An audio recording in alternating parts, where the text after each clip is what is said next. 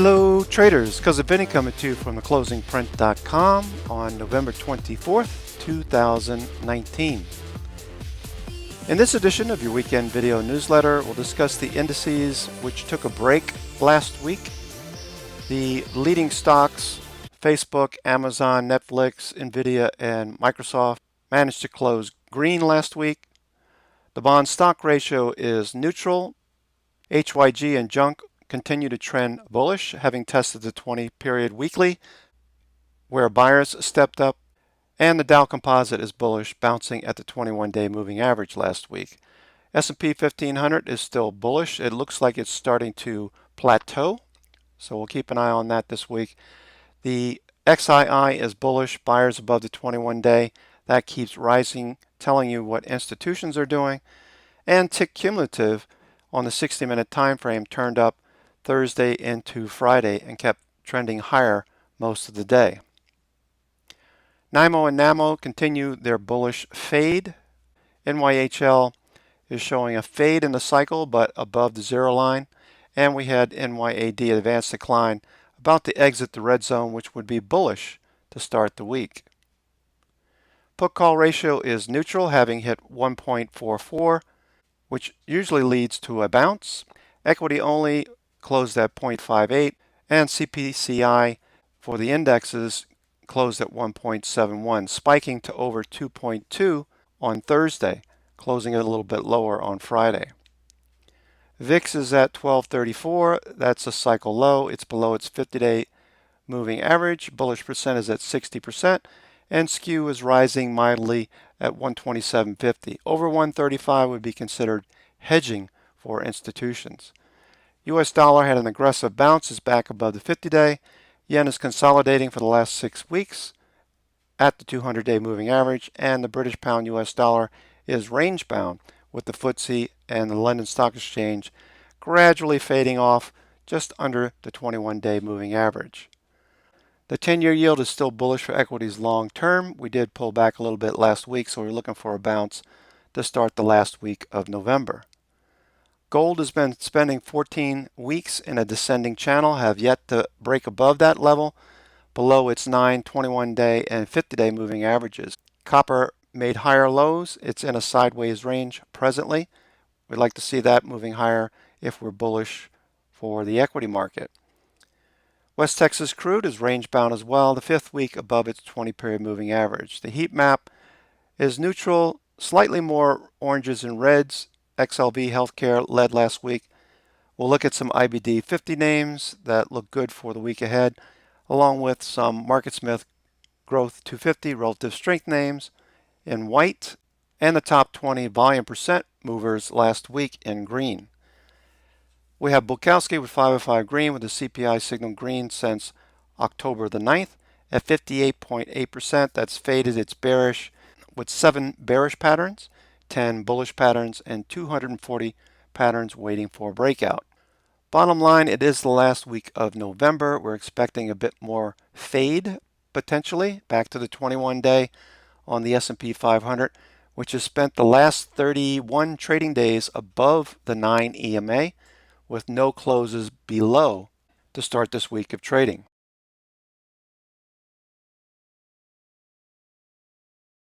The Spider Daily, as we mentioned, has spent the last 31 trading days above the 9 EMA, a few tests of the 9 EMA, but no closes below. That's a pretty interesting statistic. The last time, of course, like we mentioned last week, was May the 5th, 1998, mentioned by Ryan Dietrich, a pretty well-known analyst on Twitter, wherein he also talked about the markets were higher by 8.5% shortly thereafter.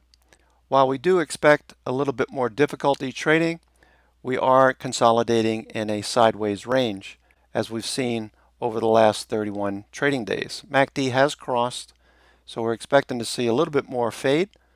For now, though, we see buyers stepping up at the 9 EMA Wednesday, Thursday, and Friday. We spent the previous 6 weeks rallying, with last week creating a spinning top or doji to start the week. RSI is above 50. We're above major volume by price support levels, and MACD is above its signal line. Last week wasn't a distribution week per se. We've had decent volume over the previous 6 weeks, so we'll watch this week to see how things work out, with the expectation that we could pull back a little bit and consolidate before moving higher. NASDAQ, on the other hand, had rallied 7 weeks off of this reversal candle at 74.6357, putting in a doji and inside bar to finish last week's trading. RSI is still above 50. It has turned down a little bit, and MACD is above its signal line and continuing to rise. So I'd be very curious to see how this week turns out. We did have an above average week of volume as well. So the NASDAQ 100 is something we'll be watching closely if trading any of the big cap tech names. We've also watched the small cap weekly chart.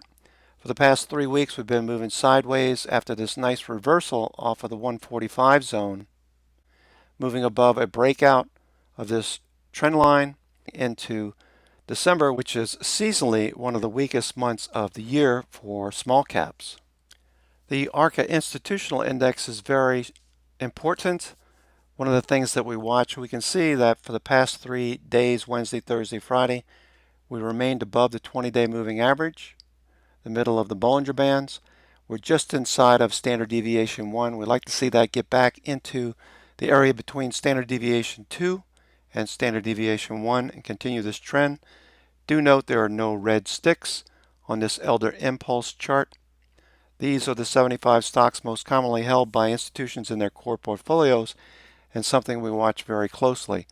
Keep an eye on XII this week as well. We'll talk about it live during the trading sessions this week.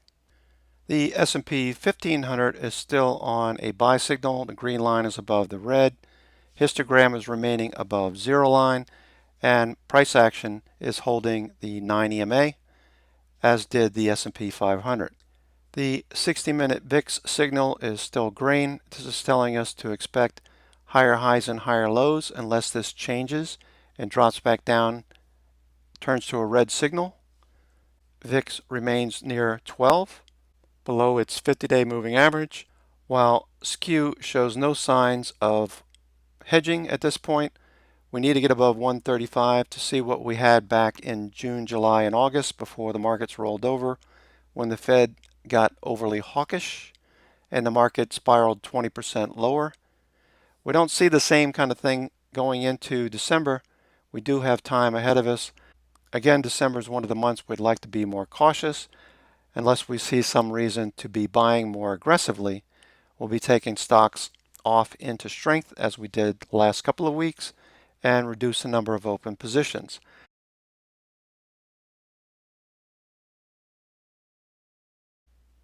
The bond stock ratio is bullish to neutral. We're starting to see a little hook up, so that could be leading to a bullish trend continuing in TLT, IEF, AGG, as we saw over the last week. In the upper panel, we see the S&P 500. Note we don't have any blue elder sticks, and certainly no red elder sticks, so no reason to be cautious just yet.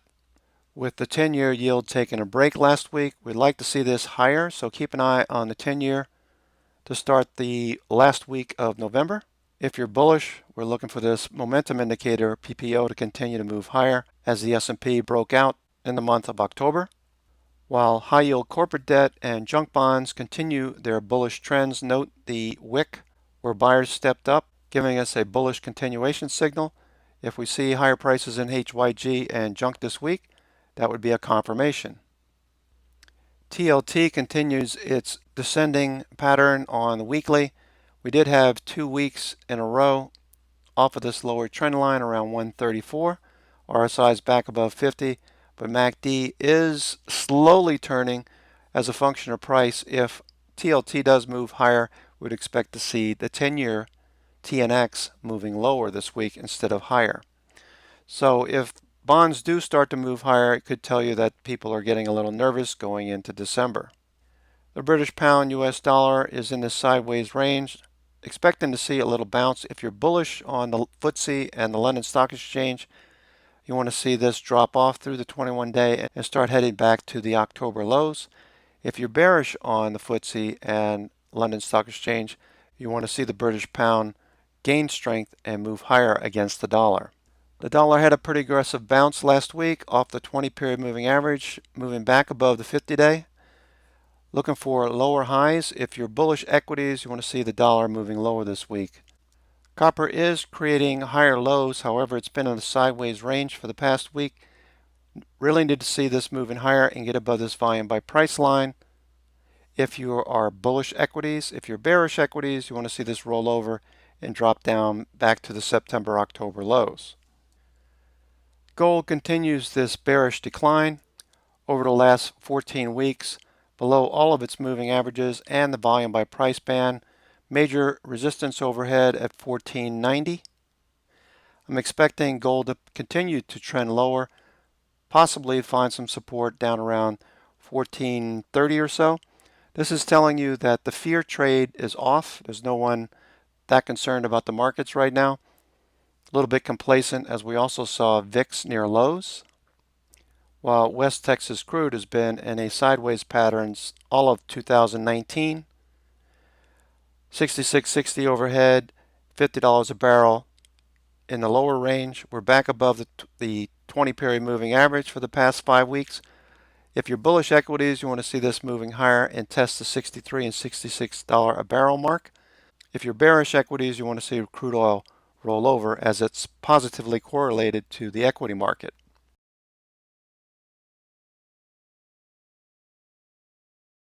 The sector heat map has produced a few more oranges and reds. We did have healthcare pretty strong last week. Keep an eye on those and heed the cautionary signal we're starting to see as indices fade a bit and consolidate.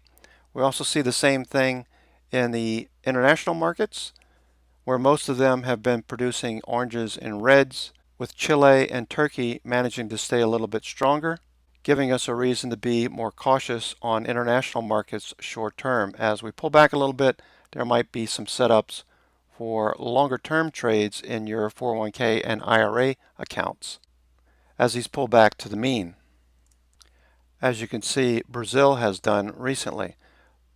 Might be a good setup. Look for a little follow through in the short term, as well as the rest of the countries here in the international markets, like Turkey, which moved above its 20-period moving average and continues to test these highs. The subsectors IBB and XBI looking very strong, as healthcare outperformed last week. Real estate's below its 20 and 50-day. IYT is trying to bounce, a 3-candle reversal. Communications, that's Netflix, Comcast, Disney, Fox, Charter Communications, all of those stocks finding buyers Wednesday, Thursday, Friday. Materials below its 20-day. Energy trying to follow through above its 50 and 20. XLF holding up very well for the last 3 weeks, moving sideways above its bullish 20-day moving average. Industrials also look good, came back to the 20-day on Wednesday, Thursday, followed through on Friday. XLK still looks good. Materials bouncing, utilities bouncing below its 50-day moving average, while healthcare was obviously a winner thanks to IBB and XBI, among other medical equipment makers that looked very strong last week. We had XLY and retail bouncing last week, which typically has a good December over the last 10 years.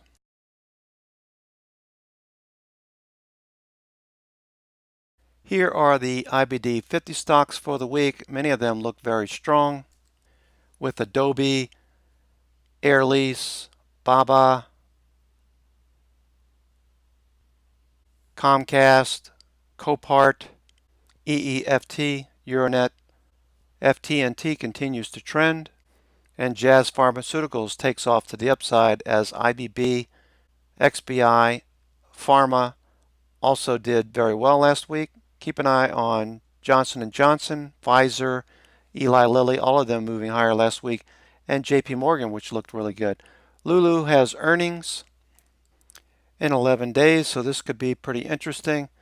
Annual sales and earnings continue to climb for Lulu and have excellent IBD metrics going into this report in the beginning of December. With a nice touch of the 9 EMA on Friday, finishing higher, looking for a breakout this week. Microsoft showed signs of buying along the 9 EMA on Wednesday, Thursday, Friday. We're looking for that to follow through as well. RSI showing muscle, MACD above its signal line. Just need to see more volume and look for a breakout above 151 this week. Euronet also looks very strong. Test of the 9 EMA, look for a breakout. RSI is above 50, MACD is above its signal line. Volume needs to increase. Insight Corporation continues trending. Above its 9 EMA, RSI is rising. Above this 89.30 level, would look for a breakout. More than likely, we're going to see a handle form on this one. So we'll be watching INCY this week, as volume has been increasing on Wednesday and also on Friday. MACD is above its signal line. We'll be watching InMode this week for potential trade. It did stop at the 21-day. A bullish day is required on Monday to consider a long on InMode. Had a very nice run since earnings. Little profit taking above average volume, telling you that somebody got out of the shares this week. MACD's crossing, RSI's moving a bit lower, so keep an eye on this one. Could head all the way back to 32, the breakout zone, before the gap up on earnings. Look for that level to hold if it does pull back a bit further. Intuitive Surgical, note the two hammers or hanging man candles at the 9 EMA, looking for a follow through this week.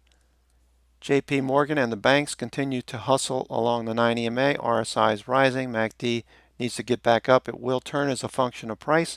Volume needs to increase. We're looking for banks to break out this week. Jazz Pharmaceuticals and other names in the group, Pfizer, Lilly, Merck, Johnson & Johnson, all looking pretty sharp to end the week. Mobo, nice 3-candle reversal. Looking for it to move back above the 9 EMA on Monday.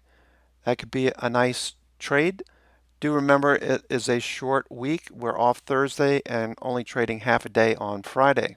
Paycom, we've been watching this one over the last couple of weeks. This stock just keeps barreling higher, not giving an opportunity to get in unless you're scalping it intraday. It just keeps blasting higher on above average volume, and MACD continues to rise rapidly above its signal line, showing no lack of momentum.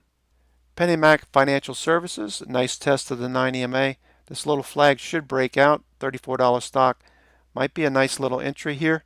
Look for a bullish candle on Monday for confirmation. RSI is above 50, volume increasing, and MACD is above its signal line to start the week. Planet Fitness, we looked at it last week, continues to trend along ATR2 and above the 9 EMA. RSI muscle, a little pullback to the 9 EMA and test it like we saw with PennyMac would be nice for Planet Fitness, though it looks like it's just going to keep trending higher. There's really no resistance until we reach 73.62 and then 79.80.